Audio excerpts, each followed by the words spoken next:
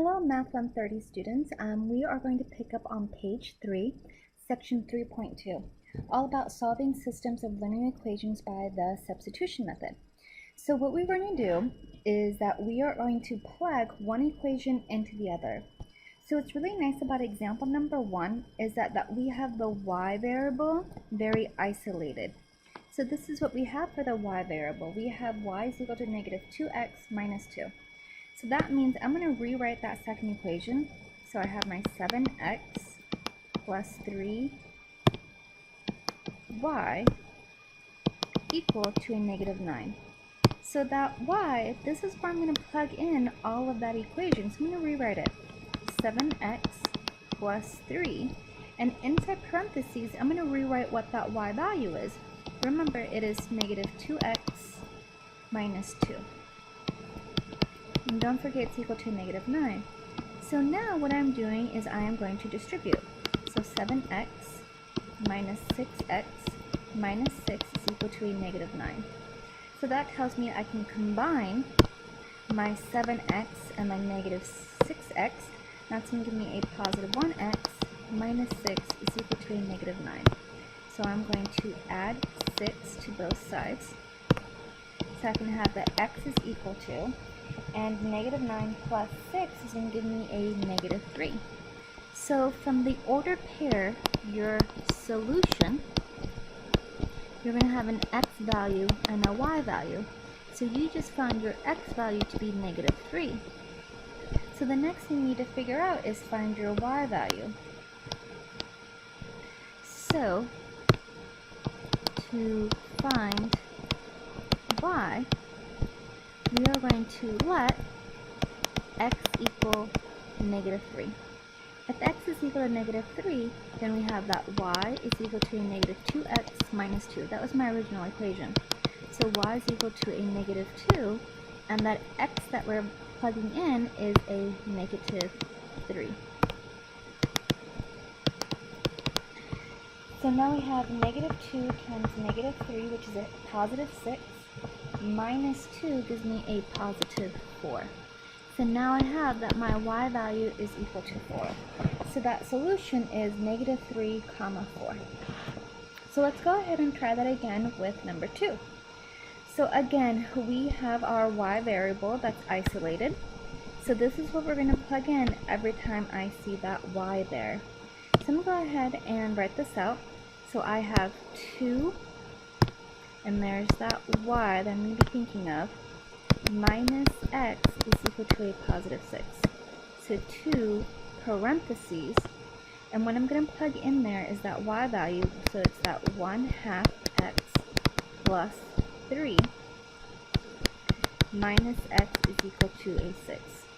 So now I'm going to distribute, so 2 times 1/2 is going to give me a 1.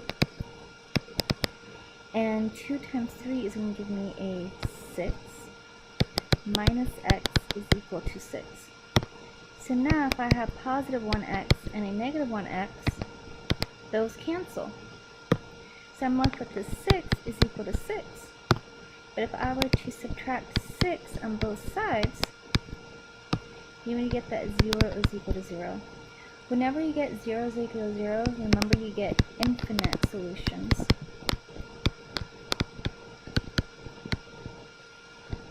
That is always a true statement, so it's infinite solutions. So that's kind of one of your special cases there.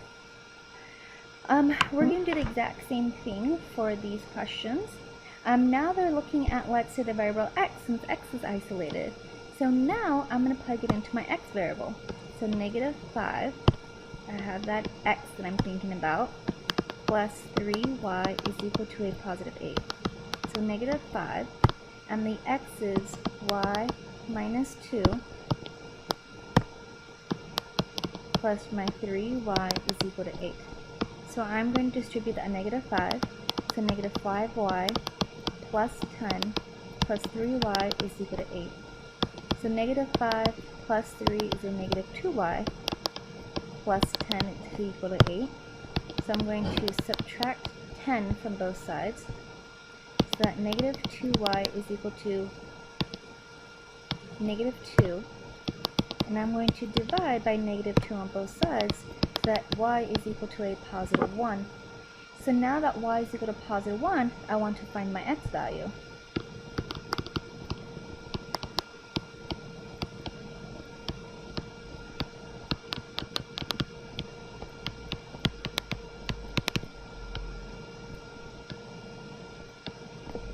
So I'm going to find my x value by letting my y equal to 1.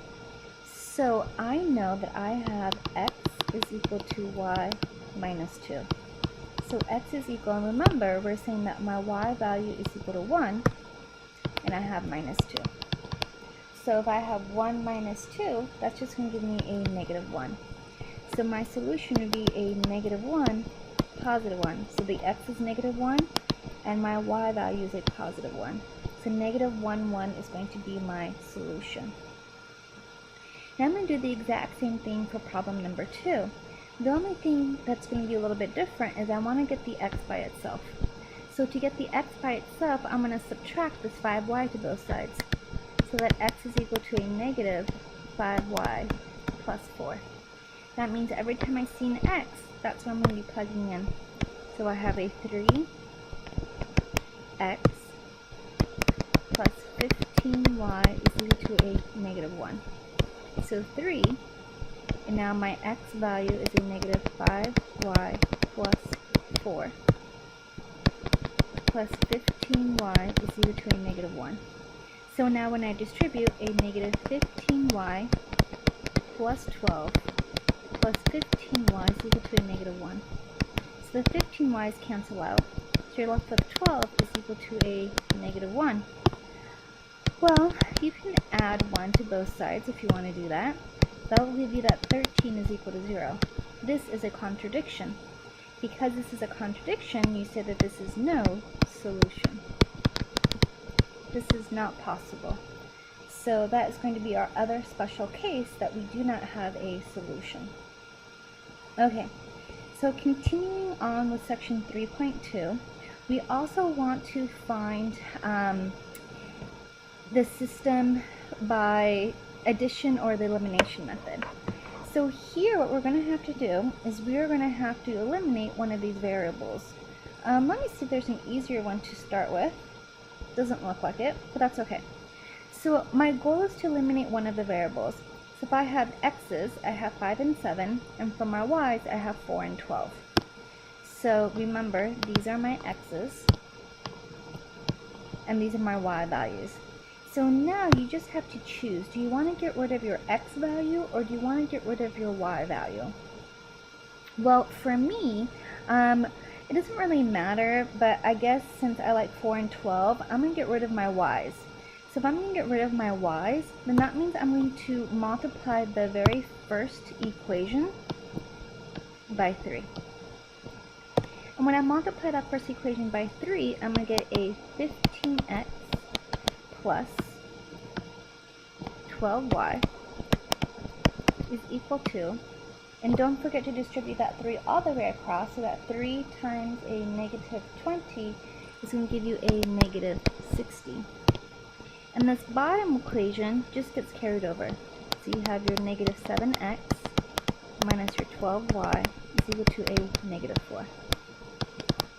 So when I add those together, a positive 15 minus 7 is going to give you an 8x. The y's cancel. And you have a -64.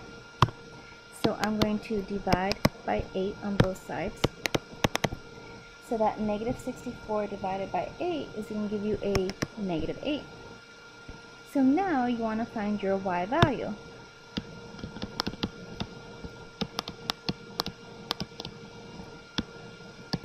So to find your y value, you're going to let your x equal to -8 that you just found. So it doesn't matter which equation you plug it into. Let's say you plug it into the top one because, I don't know, the 5 is positive. So 5x plus 4y is equal to a -20. So 5, and that x value that you're plugging in is a -8, plus 4y is equal to a -20. So this will give you a -40 plus 4y is equal to a negative 20. So I'm going to add 40 to both sides. So that 4y is equal to a negative 20 plus 40, which will give you just a positive 20. So I can divide by 4 on both sides, so that y is equal to 5. So now you have your solution. That's going to be an x and y value. So the x value is negative 8, and your y value is going to be a positive 5. So that is going to be your final answer. Now for number 2, let's say we want to get rid of the x value. If I want to get rid of the x value, I'm going to multiply this first one by a negative 2. When I multiply that by negative 2, I'm going to get a negative 10x minus 8y is equal to a negative 20. So everything now turns negative. And this one, I'm going to multiply by a 5. When I multiply by a 5, I'm going to get a 10x, a minus a 15y, and 5 times 27 is going to give you 135. So now, when I add these two together, the x's cancel, perfect. Negative 8 minus 15 is going to give you a negative 23y. Negative 20 plus 135 is going to give you 115. Now I'm dividing by a negative 23. And I'm going to get my answer as y is equal to a negative 5. So then from here, what I want to do is find my x value.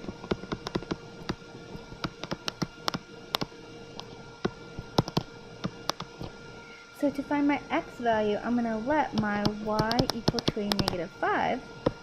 So let's see, I have 2x minus 3y is equal to 27. So then 2x minus 3, and the x value that or that y value that I'm plugging in is a negative 5. So then 2x plus 15 is equal to 27.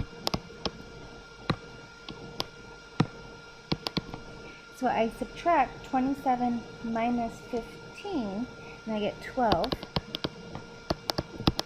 And then I divide 12 by 2, which is going to give me a positive 6. So now I know that my solution is going to be an x and a y, where for the x value I have 6, and my y value I have a negative 5. So I have 6, negative 5 as my final answer. Okay, if you guys have any questions, please feel free to email me. Thank you.